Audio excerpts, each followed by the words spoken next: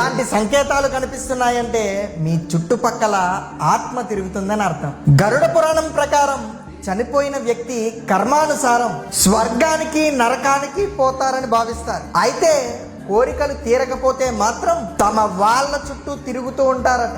ఈ విషయాలని కొన్ని సంకేతాలతో మనకి చెప్పాలని ప్రయత్నిస్తూ ఉంటారట. చనిపోయిన వ్యక్తులు పదే పదే మన కలలో కనిపిస్తున్నారు అంటే వారి ఆత్మ ఇంకా మీ చుట్టూరే తిరుగుతూ ఉంటుందని అర్థం.